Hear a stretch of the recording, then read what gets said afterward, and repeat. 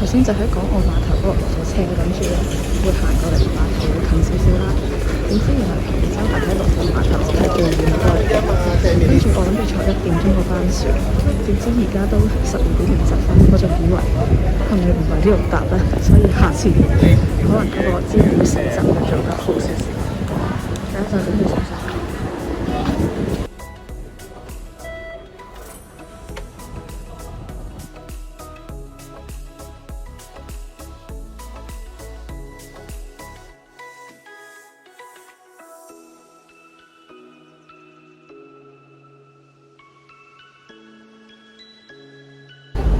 坐咗大概8個字船之後呢，就到咗坪洲碼頭啦。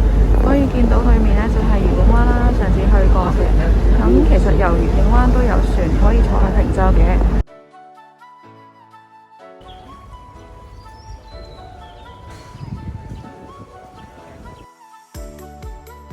頭先食完飯，咁而家就行緊去東灣嗰個沙灘度嘅。坪洲咧可以分為2部分啦，左邊同埋右邊。今日首先就喺中間嗰個碼頭嗰度落船，之後咧就會過對面穿咗去沙灘先嘅。坪洲係一個好細嘅小島啦，咁佢只係得1km 左右嘅啫。呢個係龍母廟，記得以前中學咧，我哋去學校旅行嘅時候，其中一個 check point 就係要揾龍母廟。嗰陣時咧都覺得坪洲好似好大，但係而家個人大個咗，就發現其實坪洲都唔係想象中咁大喎。見到東灣呢個 curve 咧都好靚，有好多船泊晒喺海嗰度啦，四圍都有啲屋包圍住。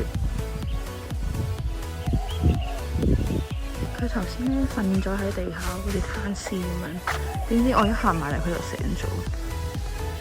Hello， 跟住佢又唔理我。好啦，唔影你啦，拜拜。走咗之後，傻狗又瞓翻低啦。哦，我行埋嚟，佢又起翻身咯喎。拜。你好嗎？算啦，佢會咬我，都係快啲走啦。拜拜。你估下佢會唔會瞓翻低啊？我估佢應該。當我消失於佢嘅視線範圍之內，佢就瞓翻低噶啦。哦，估中咗啊！會唔會起翻身呢？好啦，玩埋今次唔玩你啦，佢真係咬我噶啦。拜拜，拜拜。而家就起程行去手指山嘅，沿途會見到有一啲嘅細鋪頭啦，佢哋有啲手作啊、石像啊，又有啲單車啦。我而家就會沿住呢個牌嘅指示咧，登上手指山噶啦。雖然我前2日先跑完步，我今日行咗幾步，隻腳已經斜住痛，所以今日嘅行程就祝自己好運啦。呢一段咧係家樂徑嚟嘅，所以雖然有長命梯，但係都係比較相對輕鬆嘅。為咗影一影呢個坪洲嘅全景，我一個人行咗上吊島柱，今次係我第一次拎住個袋同上吊島柱仲要冇欄杆，所以今日話唔驚。一般人咧都係會擒上去欄杆嗰度影啦，但係由於呢一個台嘅每一張相同埋每一條片都係用生命去拍攝，咁所以我就冇諗過，冇諗太多，就走咗上標高處啦。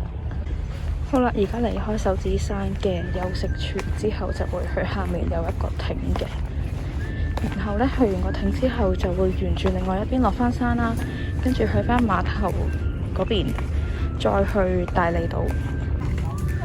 沿住手指山行落嚟，而家就會經過呢條路啦，落向銀洲仔亭嘅。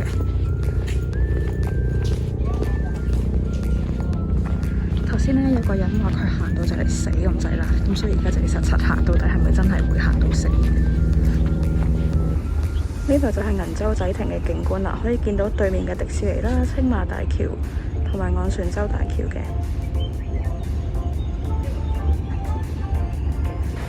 呢個秘密沙灘其實 Google Map 上面係冇顯示嘅，頭先就喺銀洲仔亭嗰個觀景台嗰度自己行咗落嚟。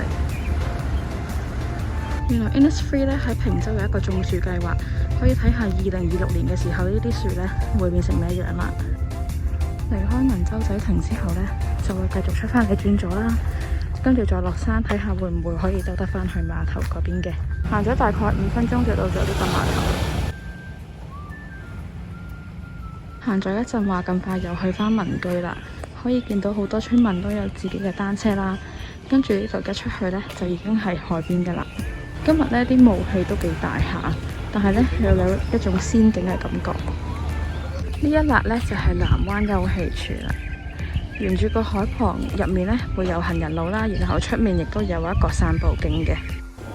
原來呢個就係牛皮廠同埋 Secret Garden 啦。有啲係以前裝修嘅記錄啦。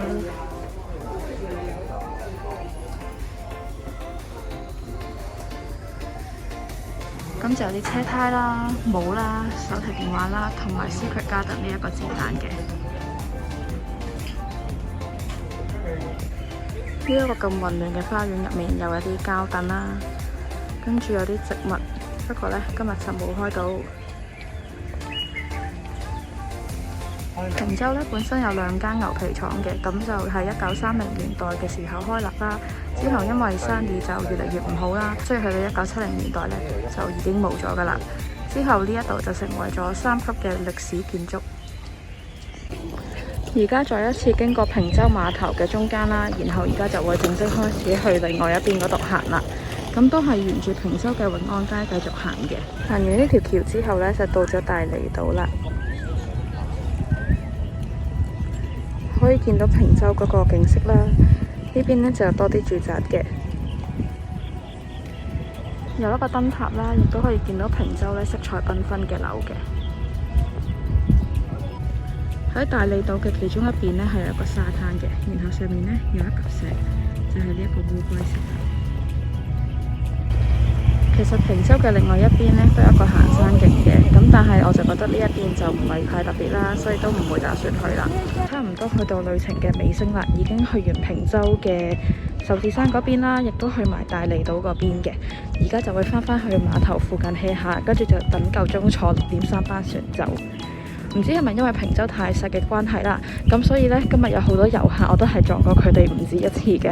相信佢哋都係有同一樣嘅諗法啦。心諗點解成日都見到呢個人嘅？就係因為坪洲要睇嘅嘢都唔係話好多，所以如果時間唔多嘅話呢，其實半日呢都夠㗎啦。今日嘅時間可以話預得啱啱好啦，因為用咗大概4個零鐘就行晒喺坪洲入面想行嘅地方。咁頭先呢都見到個太陽嘅鹹淡黃嘅，陣間就6點26分左右就會日落啦，然後就正式結束今日嘅啦。咁就可以去梅窩、長洲或者芝麻灣嘅，所以要小心唔好上錯船。呢度就係往中環嘅。今日嘅行程咁樣就結束咗啦，過咗一個愉快嘅半晝啦，然後希望下次可以好快去下一個地方繼續探險。多謝收看。